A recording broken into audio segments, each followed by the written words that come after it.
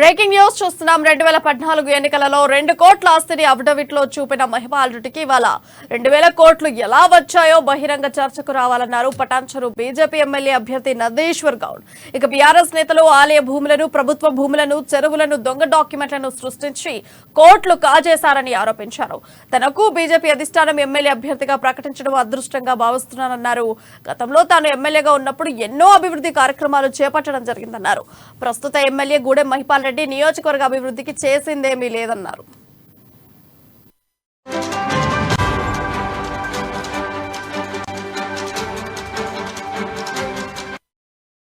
Breaking news చూస్తున్నాం. 2014 ఎన్నికలలో 2 కోట్ల ఆస్తిని అఫిడవిట్ లో చూపిన మహిపాల్ రెడ్డికి ఇవాళ 2000 కోట్లు ఎలా వచ్చాయో బహిరంగ చర్చకు రావాలన్నారు పటాన్చెరు బీజేపీ ఎమ్మెల్యే అభ్యర్థి నందీశ్వర్ గౌడ్. బీఆర్ఎస్ నేతలు ఆలయ భూములను, ప్రభుత్వ భూములను, చెరువులను, దొంగ డాక్యుమెంట్లను సృష్టించి కోట్లు కాజేశారని ఆరోపించారు. తనకు బీజేపీ అధిష్టానం ఎమ్మెల్యే అభ్యర్థిగా ప్రకటించడం అదృష్టంగా భావిస్తున్నానన్నారు. ఇకపోతే గతంలో తాను ఎమ్మెల్యేగా ఉన్నప్పుడు ఎన్నో అభివృద్ధి కార్యక్రమాలు చేపట్టడం జరిగిందన్నారు. ప్రస్తుత ఎమ్మెల్యే గూడెం మహిపాల్ రెడ్డి నియోజకవర్గ అభివృద్ధికి చేసిందేమీ లేదన్నారు.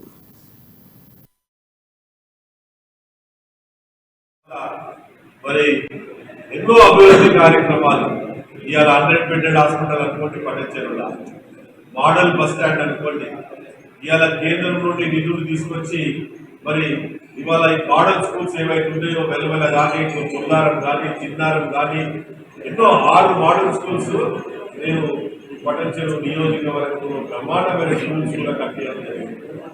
అది కాకుండా మోడల్ ఇక్కడ ఈ బటర్ఫ్లై లైట్స్ రోషయ్య గారు ముఖ్యమంత్రిగా ఉన్నప్పుడు మరి బిహెచ్ఏ నుండి కుంటగి వరకు మరి ఈ స్ట్రీట్ లైట్స్, ఈ బటర్ఫ్లై లైట్స్ కూడా వేయించడం జరిగింది. ఎన్నో కార్యక్రమాలు, అభివృద్ధి కార్యక్రమాలు.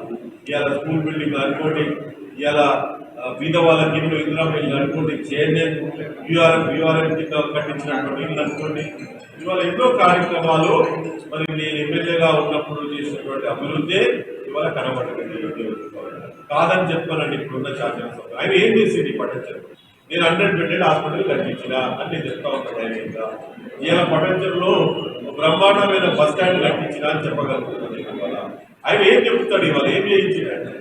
ఒక్క పని చెప్పానండి ఎమ్మెల్యే గారిని. నేను ముఖ్యమంత్రి గారు ఇవాళ ఎంఎంటీఎస్ ఇక్కడ ఎంత వరకు వస్తుంది కదా, కిరణ్ కుమార్ రెడ్డి గారు ముఖ్యమంత్రి ఉన్నప్పుడు మరి లింగంపల్లి నుండి మరి ఇక్కడ దాకా పొడిగించినటువంటి ఘనత కూడా మరి అప్పుడు కూడా నేనే చేసి పెట్టాలి. కూడా కిరణ్ కుమార్ రెడ్డి గారు పటాన్చెరుకు వస్తే సార్ మాకు